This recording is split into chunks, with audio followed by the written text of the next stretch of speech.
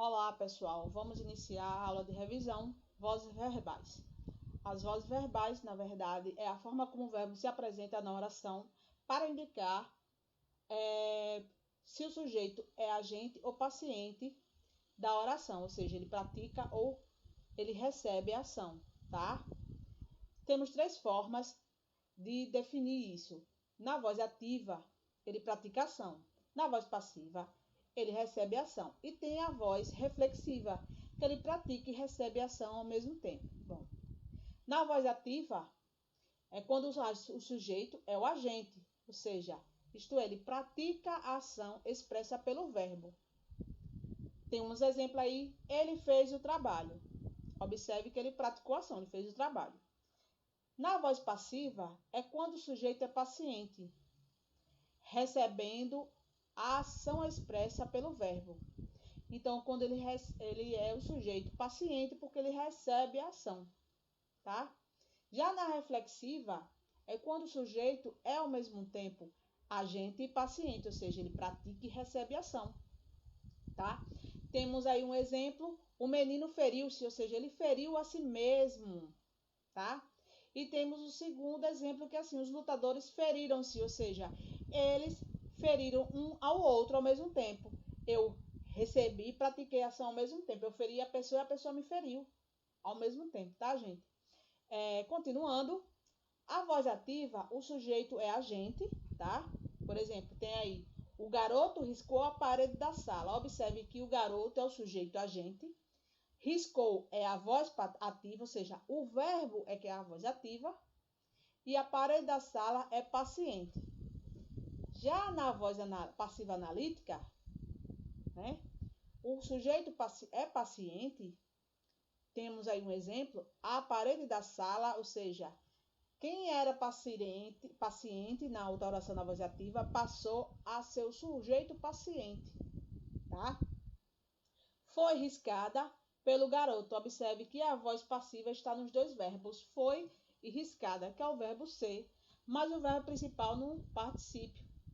Observe que na outra oração A, o garoto riscou a parede da sala. Observe que o riscou é o verbo principal.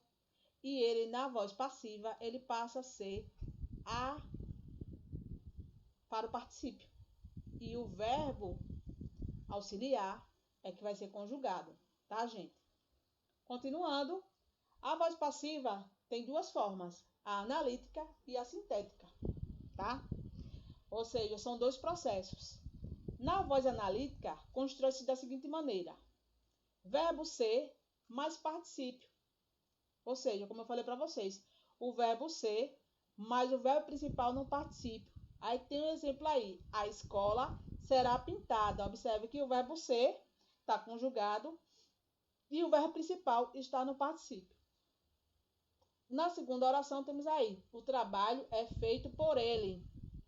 Observe que é o verbo ser conjugado e feito está no particípio. É o verbo fazer no particípio, tá? Na voz passiva sintética, na verdade, a forma é o seguinte, é o verbo mais a partícula apassivadora, se, tá? Aí temos aí o exemplo, a casa foi pintada por mim. Observe que essa voz aí, que tá nessa primeira frase, é uma voz passiva analítica. Observe o verbo foi, tá conjugado, e pintada está no particípio. São dois verbos, certo? Uma locução, mas observe que o verbo principal está no particípio. Como eu transformo para passiva analítica? Simples. Eu pego o verbo principal, quem é? Pintada, e acrescento a partícula passivadora, se. Então eu coloco pinta-se casa. Observe que temos aí outro exemplo. A casa é alugada. Então, a casa é alugada. Pronto. Observe aí que é o verbo ser conjugado e alugada é o verbo alugar e está no particípio. Tá, gente? Então, como vou transformar para a voz passiva sintética? Vou pegar o verbo principal, que é o verbo alugar, e vou acrescentar a partícula si. Aluga-se casa. O mesmo acontece na terceira oração, que as casas são alugadas. Está no plural. Observe que a primeira oração está no singular. E a terceira oração está no plural. Então, o que eu vou fazer? Fazer a mesma coisa. Pegar o verbo principal, conjugar no plural, porque casas está no plural.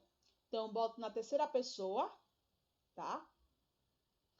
Do plural e acrescento a partícula si, a partícula passivadora. Então, aluga-se casa. Uma observação, gente. A passiva sintética, se for no singular, a gente acrescenta o verbo da terceira pessoa do singular, tá?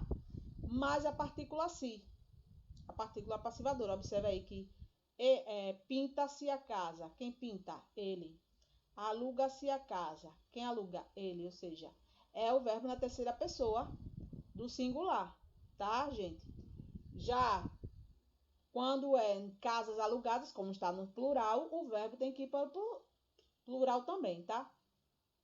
Continuando, temos aí as vozes do verbo e alguns outros exemplos para você ver a diferença da voz ativa para a passiva. E a transformação dela de uma para outra. Observe que a criada lavava as louças. Observe aí, sujeito, a criada, o verbo transitivo direto, lavava, as louças, objeto direto, tá? Aí o que acontece? O sujeito faz a ação. Então, se a criada lavava, então ela está praticando ação. Então, é uma voz ativa.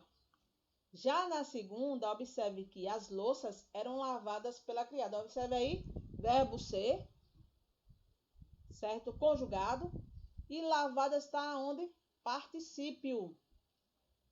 Ou seja, o verbo principal está no particípio e o auxiliar está conjugado.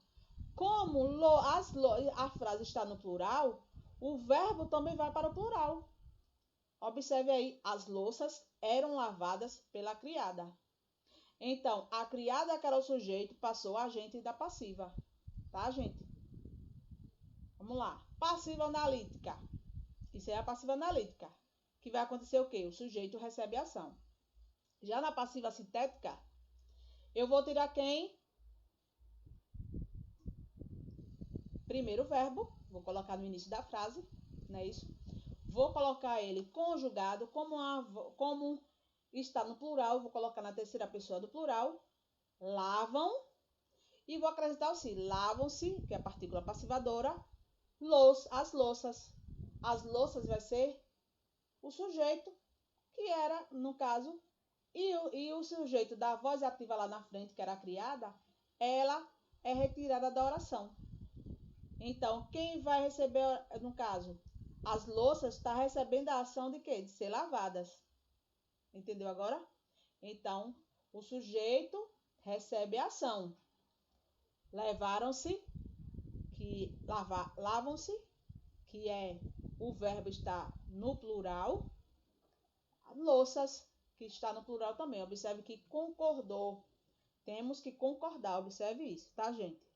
Continuando. Há dois tipos de voz reflexiva, que é a última. A voz reflexiva, na verdade, ela pode ser recíproca ou normal. A reflexiva normal, no caso, que será chamada simplesmente de reflexiva, que é quando o sujeito pratica a ação sobre si mesmo, ou seja, ele pratica a ação nele mesmo, tá? Carla machucou-se. José cortou-se com faca. Roberto matou-se, ou seja, ele matou a si mesmo. Que horror. Então, já a voz reflexiva recíproca, desculpe, será chamada de reflexiva recíproca quando houver dois elementos, ou seja, dois sujeitos, um pratica a ação sobre o outro, que pratica a ação sobre o primeiro. Então, na verdade, eles praticam entre si. Temos aí o exemplo. Paula e Renato amam-se, ou seja, um ama o outro. Os jovens agrediram-se durante a festa, ou seja, um agrediu o outro. Os ônibus chocaram-se violentamente, ou seja, um ônibus chocou com o outro, violentamente. Bom, gente, eu espero que vocês tenham entendido, né? E eu fiz um resumo de tudo que vocês viram.